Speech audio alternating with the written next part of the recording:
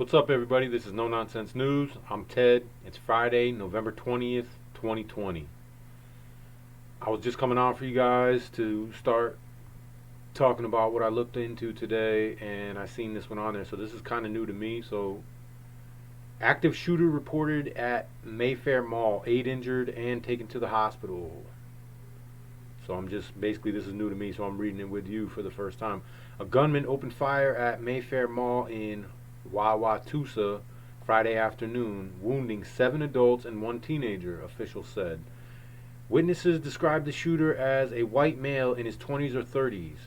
Wauwatosa Police Chief Barry Weber said at a news conference just before 6 p.m.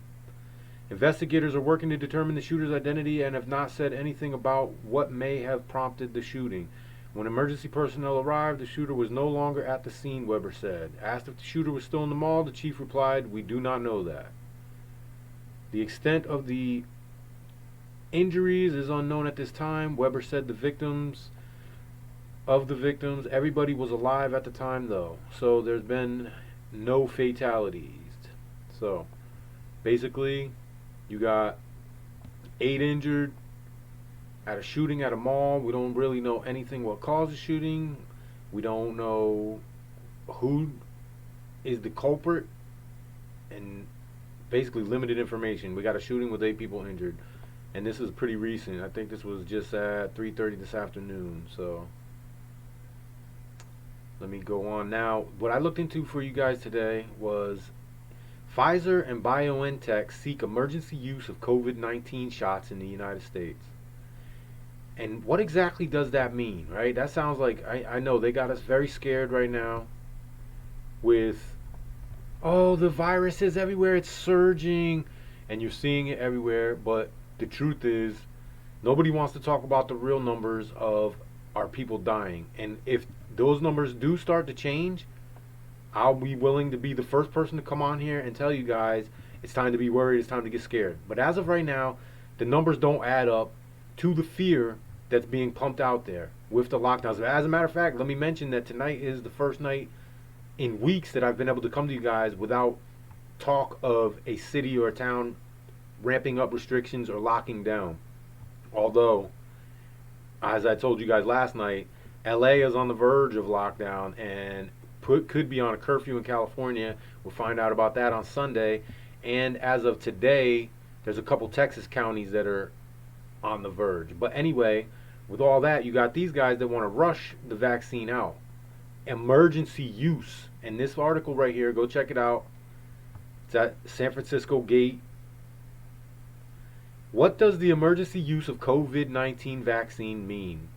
It's when regulators allow shots to be given to certain people while studies of safety and effectiveness are ongoing. So basically, they're going to allow it to be given while it's still in the trial phase. Before any vaccine is permitted in the U.S., it must be reviewed by the FDA, which requires study of thousands of people. Normally, the process to approve a new vaccine can take about a decade. But the federal government is using various methods to dramatically speed up the process for COVID-19 vaccines. They just said that you could have it in a month, maybe. It usually takes 10 years, and you're going to have it within a month. That should raise red flags right there. Do you really want to take a vaccine that usually takes 10 years to get to the people? I've told you guys time and time again, look at the things with the medicine. All the time they come out with these new medicines.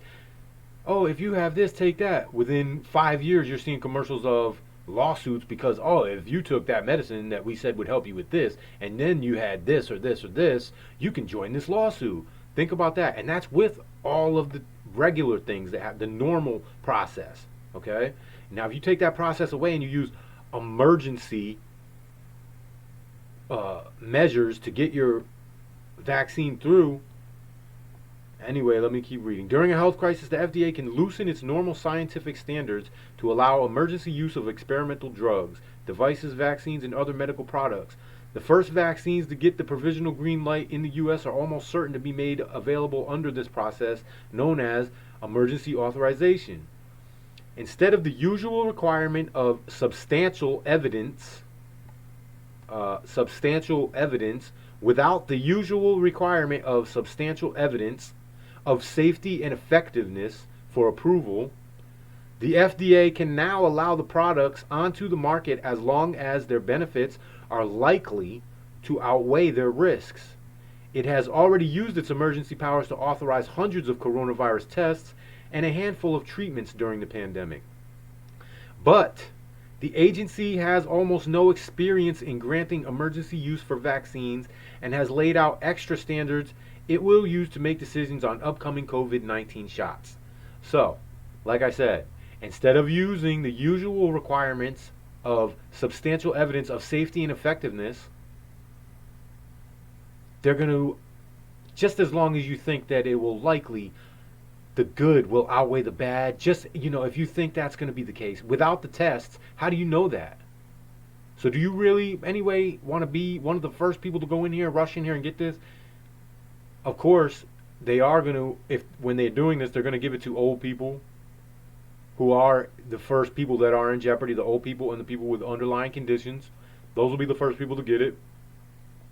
But then when it comes out and they start giving it to the masses, please don't get this until we're going to use, basically they're going to use us to test it and see if it's good. We don't know what this thing does. They've given out vaccines, they've been linked to diseases, they've been linked to sicknesses. Now they're going to get this one out rushed to us. And they're going to use an emergency provision because they've got you so scared of this sickness that we gotta use an emergency to stop it. So let's cut the red tape because people are getting this sickness, but they're not dying. We get the cold, the flu. We get that every year, right? There is a vaccine for that. People take the flu shot now, right? But not everybody. And nobody's dying. Well, actually, people do die. I shouldn't say that. People do die from the flu. People are dying from this, but it's not the numbers that they tried to scare us with. Okay? Anyway, moving on from that, the thing that I mostly talk to you guys about is basically prepping, getting ready, because of things just like what happened this year. And I've been talking about it for years and years with my family and friends. But this year was just an example. And this was the chance.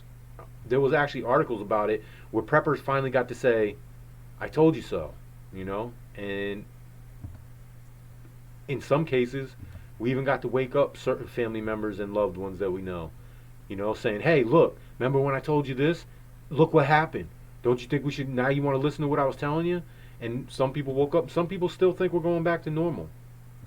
But, I disagree with that. But here is an article, in multiple countries, alarm over hunger and crisis rings louder.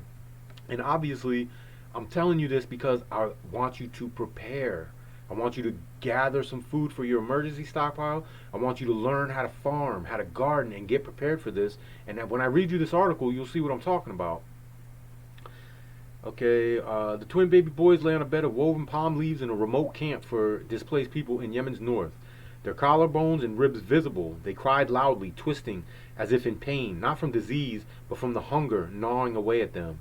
The hunger gnawing away at them. Do you want to see anybody that you love have hunger gnawing away at them, writhing in pain? I don't think so. Here, UN officials increasingly dire warnings that a hunger crisis is growing around the world is becoming reality. Growing around the world is becoming reality. Those are key things, and this is right there. Go to this article and read it for yourself. UN agencies have warned that some 250 million people in 20 countries are threatened with a sharply spiking malnutrition or even famine in the coming months. The United Nations Humanitarian Office this week released 100 million in emergency funding to 7 countries, most at risk of famine. Yemen, Afghanistan, South Sudan, Ethiopia, Nigeria, Congo, and Burkina Faso. But David Beasley, head of the World Food Program, says billions in new aid are needed. Without it, we are going to have famines of biblical proportions in 2021. I'll stop there. Go there yourself. Check out the article. If you think these people are warning of biblical famines, famines of biblical proportions, if we do have famines of biblical proportions, do you think in the United States we're not going to get touched by that? We're already seeing it just from this supply chain breakdown because of this sickness. Now you're talking about a global uptick in famine and malnutrition. Do you think we're not going to suffer from this? At a very minimum, if we don't suffer the way that these people are suffering, we will suffer by paying a lot more money for that food. Because when you have less of an item, it's called supply and demand. When you have less of an item and more people wanting it, the price of that item goes through the roof, right? So even if you don't believe any of the things that I'm telling you about through the headlines and trying to show you to use your own logic to look beyond exactly what they're telling you, just think and ask a couple questions. If you don't believe any of that, do it to save yourself money. Go out, get that food, build that stockpile. Don't stop. Do not stop, because 2021 could show famine on a biblical proportions. All right? So, don't be scared. Be prepared. I'm going to get out of here. I hope you guys have a good weekend. I'll see you guys Monday. Next week's Thanksgiving. I know everybody's getting ready for that. Anyway, guys, I hope you enjoyed. Let me get a thumbs up. Please subscribe. And I'll see you guys next week. Take it easy.